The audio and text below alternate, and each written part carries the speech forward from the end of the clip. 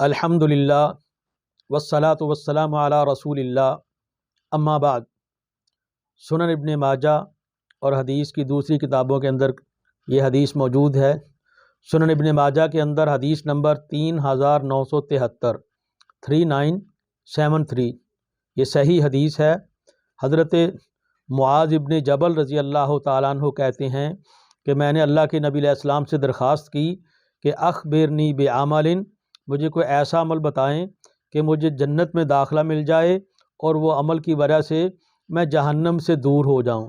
تو نبی علیہ السلام نے انہیں کہا لَقَدْ سَأَلْتَ عَظِيمًا، آپ نے بڑا پیارا سوال کیا ہے، آپ نے بڑا عظیم کام پوچھا ہے۔ وَإِنَّهُ لَيَسِيرٌ عَلَى مَنْ يَسَّرَهُ اللَّهُ عَلَيْهِ، ہاں جس پر اللہ تعالیٰ آسان کر دے اس کے لیے آسان بھی بڑا ہے۔ گویا کہ جنت میں پہنچ جانا، جہنم سے دور ہونا، یہ بہت عظیم قسم کا سوال کیا ہے، اور یہ ہے بھی آسان۔ اگر کوئی بندہ ان پہ عمل کرنا شروع کر دے تو بڑی آسانی کے ساتھ جہنم سے دور ہو سکتا ہے، جنت میں داخل ہو سکتا ہے۔ نبی علیہ السلام نے فرمایا کہ تعبد اللہ لا تشرک بہ شیئا، تو اللہ کی عبادت کرے، اللہ کے ساتھ کسی کو شریک نہ کرے، اللہ کی توحید کو سیکھ لے۔ وَتُقِیمُ الصَّلَاةَ، اور تو نماز کو ادا کرے، زکوٰۃ کو ادا کرے، رمضان کے روزے رکھے، وَتَحُجُّ الْبَیْتَ، اور بیت اللہ کا حج کرے جس کو اللہ تعالیٰ نے توفیق دی ہے۔ تو یہ نبی علیہ السلام نے ارکان اسلام کا تذکرہ کر دیا کہ اگر بندہ نماز، روزہ، حج، زکوٰۃ اس پہ عمل کر لیتا ہے تو یہ بندہ آسانی کے ساتھ جنت میں چلا جائے گا۔ پھر اس کے بعد نبی علیہ السلام نے فرمایا کہ الا ادلک علی ابواب الخیر، میں تجھے بتا دوں کہ خیر کے کون کون سے رستے ہیں، کون کون سے دروازے ہیں، کون کون سے عمل کرو گے تو خیر ہی خیر مل جائے گی، نیکیاں ہی نیکیاں مل جائیں گی۔ آپ نے فرمایا کہ الصوم جنہ، روزہ یہ ڈھال بن جاتا ہے۔ فرضی روزہ بھی رکھیں، نفلی روزے بھی رکھیں۔ نفلی روزوں میں پیر والے دن اور جمعرات والے دن کا مسنون روزہ ہے، اس کا بھی اہتمام کریں۔ ہر عربی مہینے کی 13، 14 اور 15 جسے ایام بیز کہا جاتا ہے وہ بھی مسنون روزے ہیں۔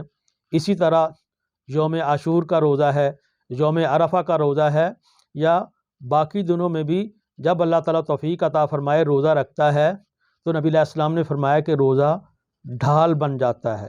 جب کوئی دشمن وار کرتا ہے تو اس دشمن کے وار کے آگے وہ جو ڈھال کر کے بندہ اس کے وار سے بچتا ہے، تو نبی علیہ السلام نے فرمایا کہ روزہ آگ کے آگے ڈھال بن جائے گی۔ اس لیے یہ ابواب الخیر میں سے ہے، روزہ رکھنا چاہیے۔ پھر نبی علیہ السلام نے فرمایا وَالصَّدَقَةُ تُطْفِئُ الْخَطِیئَةَ کما یطفئ الماء النار، وَالصَّدَقَةُ تُطْفِئُ الْخَطِیئَةَ کما یطفئ النار الماء، کہ پھر صدقہ کیا کرو، صدقہ گناہوں کو اس طرح مٹا دیتا ہے جیسے کہ آگ کے اوپر پانی ڈال دیا جائے، یا آپ نے دیکھا ہے کہیں آگ لگ جائے اس کے اوپر پانی ڈالیں تو آگ ساری کی ساری ختم ہو جاتی ہے۔ فائر بریگیڈ والے آتے ہیں، آگ کے اوپر پانی ڈالتے ہیں، بڑی بڑی آگ ہوتی ہے وہ ختم ہو جاتی ہے۔ تو یہ جو انسان نے اپنے گناہ کر کر کے جو آگ کا سامان بنایا ہے، نبی علیہ السلام نے فرمایا کہ بندہ صدقہ کرے گا تو اس کے گناہ دھل جائیں گے، گناہوں والی آگ جو کہ اس نے جلا رکھی تھی وہ ساری ختم ہو جائے گی۔ تو ابواب الخیر میں سے روزہ بھی ہے، ابواب الخیر میں سے صدقہ بھی ہے۔ پھر نبی علیہ السلام نے فرمایا کہ وصلاۃ الرجل من جوف اللیل، رات کے وقت جو بندہ تہجد کی نماز پڑھتا ہے یہ بھی ابواب الخیر ہے، خیر کے دروازوں میں سے ہے۔ پھر نبی علیہ السلام نے یہ آیت پڑھی کہ تتجافی جنوبہم عن المضاجع، اہل ایمان نیک بندے ان کے پہلو رات کو بھی اپنے بستروں سے جدا ہو جاتے ہیں۔ تو یہ ابواب الخیر ہیں۔ پھر نبی علیہ السلام نے فرمایا الا اخبرک برأس الامر وعمودہ وذروۃ صنامہ، کیا میں تجھے جو بالکل بنیادی چیز ہے اسلام میں اس کا نہ بتا دوں، میں اس کے ستون کا نہ بتا دوں، جو اسلام کی سب سے بلند کوہان ہے اس کا نہ بتا دوں؟ تو آپ نے فرمایا کہ الجہاد، وہ جہاد ہے۔ ایک حدیث کے اندر آتا ہے کہ رأس الامر الاسلام، ساری کی ساری اس کی عبادات کی بنیاد وہ اسلام ہے، اور اس کی ستون اس کا ستون وہ نماز ہے، اور اس کی سب سے اونچی کوہان وہ جہاد ہے۔ پھر نبی علیہ السلام نے فرمایا الا اخبروکا بملاک ذالک کلہ، کیا میں تمہیں ایسی چیز جس ساری کے سارے کے اوپر جس کا دار و مدار ہے وہ نہ تمہیں بتا دوں؟ پھر نبی علیہ السلام نے فرمایا کہ الا اخبروکا بملاک ذالک کلہ، یہ جتنا کچھ نبی علیہ السلام بیان کر چکے آسانی کے ساتھ جنت میں جانے والے ارکان اسلام، ابواب الخیر، اور پھر اسلام کی بنیاد، یہ ساری چیزیں بیان کرنے کے بعد آپ نے فرمایا کہ جس چیز کے اوپر ساری کی ساری چیزوں کی بنیاد ہے کیا وہ نہ بتا دوں؟